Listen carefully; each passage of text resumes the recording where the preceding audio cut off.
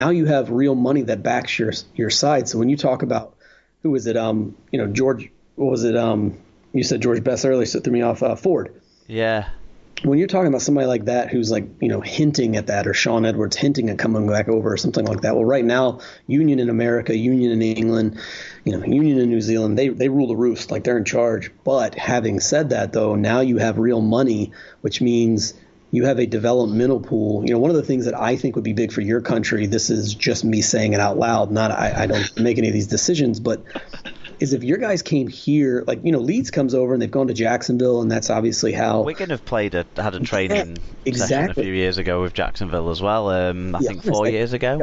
Yeah, I think, to be perfectly honest with you, I think the best thing that England could do would be to come to America for preseason. And I know that sounds insane. It's like, oh, that's money. It's money, but you will see so much in the future, because if you went to, like, take Atlanta for example, you can fly in there internationally, and it's super cheap to stay in Atlanta compared to like New York.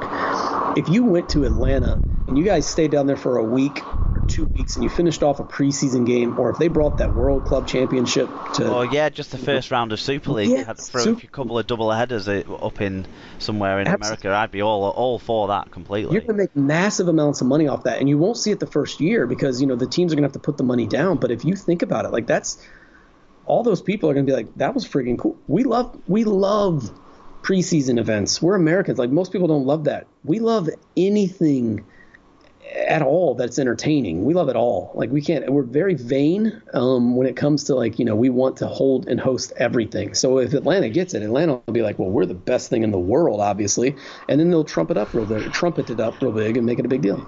I think one of the things as well that I notice with America, and like, you want to be associated with winners, and although we're in a salary cap sport, you can still work that salary cap in different ways depending on what clubs you are and how you take advantage of certain parts of the salary cap criteria and stuff like that. And what the American team can do is similar to what Toronto have done. Toronto has spent kind of a lot of money in the lower leagues, bringing in players that are, well, last year they were the best players that League One had seen for some time. This year they're bringing in a team that's the best team that the Championship has seen for some time.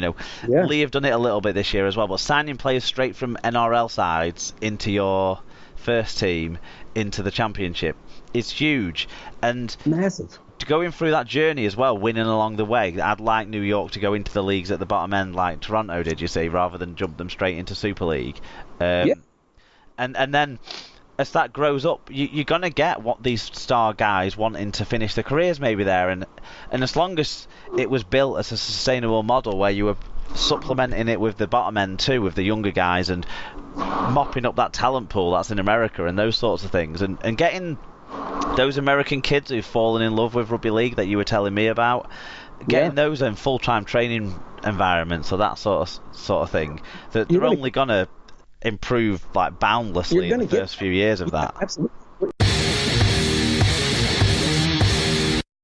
So I hope you enjoyed that. After that chat, me and Nate went on to talk for a lot longer about all things rugby league. We had a great chat, and you can catch more of that on Nate's Rugby League in America podcast this week. You can find his show on your usual podcast outlets, and make sure you follow him, Podcast RLA, on Twitter, or find him on Facebook by searching for Rugby League in America podcast. We went on to look further into the future, really, and look at both the 2021 and 2025 World Cups. We also spoke a bit about how we can better market our stars, something we lack in Super League currently, and how America loves a good redemption story. Yeah, the whiskey and beer probably went to our heads as we got a little fanciful in dreamland of best case scenarios for the future of Rugby League, but we were having a good time. Keep an eye out for Nate's releases as the week goes on. If you want more content from SLP, you can find us at Super League Pod on Twitter and Instagram, facebook.com/Super League Pod, or you can get in touch with us by email to superleaguepod@gmail.com. You can also get a lot more SLP content on our blog, which you can find superleaguepod.com.